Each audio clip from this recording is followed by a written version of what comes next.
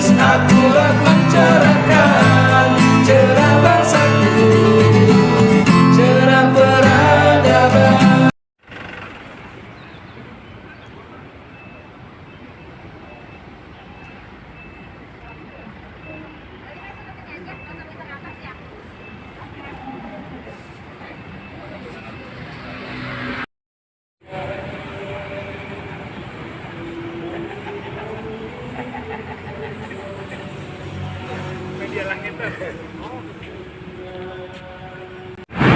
Ya, sahabat Arusnya, pagi ini kita menyaksikan kegiatan penyerahan berkas anak bangsa untuk proses judicial review.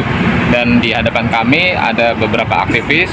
Pak Adang, kalau melihat seperti ini, apa optimisme Bapak untuk penyerahan karena berkas? Sepakat bangsa ini ingin agar partai politik ini bisa berfungsi sebagai manusia dan tidak ada lagi pengurangan hak atas mereka untuk mengajukan calon presiden dan calon wakil presiden.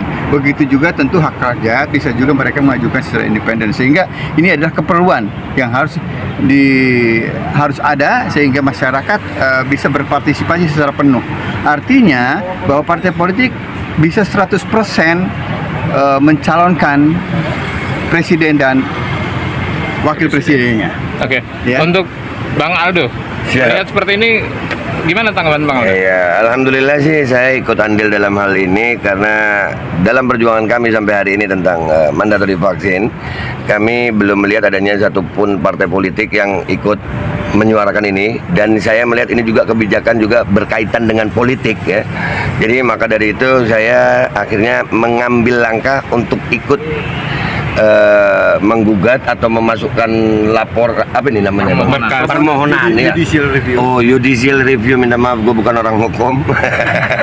Ya, judicial review untuk masalah presidensial threshold agar masyarakat bisa mendapatkan calon presiden bukan pesanan dari siapapun. Karena kalau masih presidensial threshold yang seperti sekarang, ditengarai ya presidennya ya itu lagi, kepentingannya itu lagi, dan akhirnya yang rugi rakyat lagi. Jadi kami berharap ini menjadi gerakan yang insya Allah bisa menghasilkan presiden yang benar-benar cinta sama rakyat Indonesia. Amin, amin. Untuk kacamata hukum dari Pak Juju? Ya, saya Juju Prantoro mewakili tim hukum.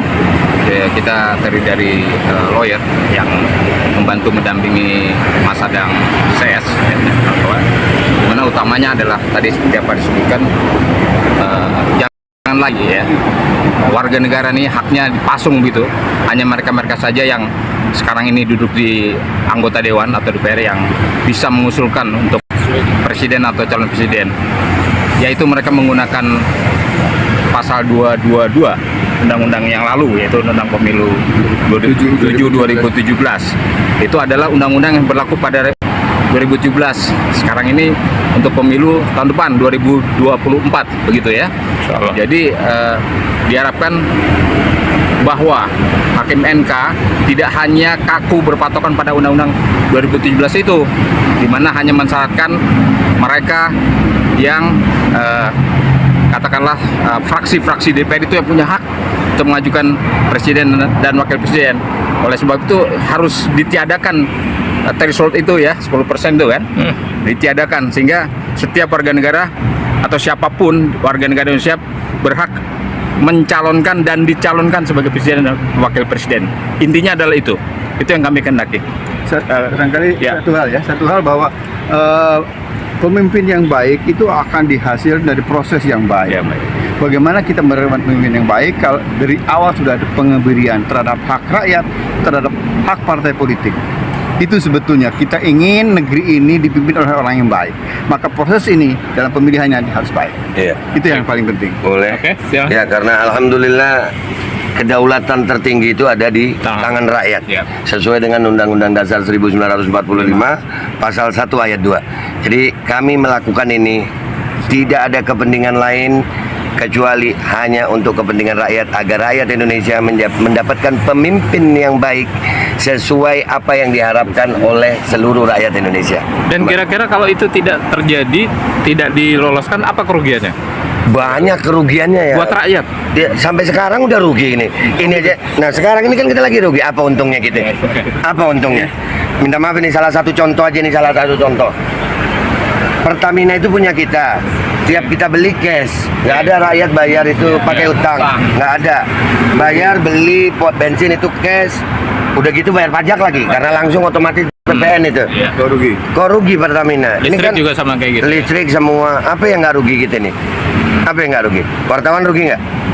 Ya rugi juga. Ya sudah, berarti ya itulah proses ini memang harus diperlukan karena sampai hari ini Indonesia bukan menjadi lebih baik, tapi justru banyak kerugian-kerugian yang didapatkan. Garuda Indonesia banyak. Sampai kalau kita nyebutin ini wawancaranya mungkin sampai subuh. Iya, jadi begitu. Dan satu lagi, Pak Aldo, satu lagi tentang kedaulatan rakyat. Apakah itu bukankah itu belum diamandemen oleh negara tentang negara ini? Nah itu saya belum tahu ya masalah amandemen, mungkin ke Pak Jujo. Yang pasti saya ini rakyat biasa. Saya hanya menginginkan bangsa ini bisa berdaulat secara penuh. Ya, secara penuh. Ada rakyat itu benar-benar merasakan keuntungannya. Bukan menjadi kebijakan itu menguntungkan oligarki. Karena sistem yang dibangun sekarang ini saya melihatnya itu adalah sistem makelar. Siapa yang bisa modalin itu yang menang deh. Nanti kalau udah jadi kebijakannya yang untungin itu. Menguntungkan mereka. Transaksional. Transaksional. Nah itu gue mulai belajar lah nih. Baik, sahabat Arus News. Demokrasi dagang. Ya. Sahabat Arus News, jika tidak ingin Indonesia dijadikan negara demokrasi pedagang, lakukan kedaulatan rakyat ini dengan penuh. Penuh, betul. Dan bergabunglah dengan orang-orang yang cerdas bersama rakyat. Betul. Terima kasih. Saya Mugiono melaporkan dari halaman Mahkamah Konstitusi. Arus News akurat dan mencerahkan. Salam Arus News. Salam Arus News. Hakim Mahkamah Konstitusi yang benar, kedaulatan di rakyat.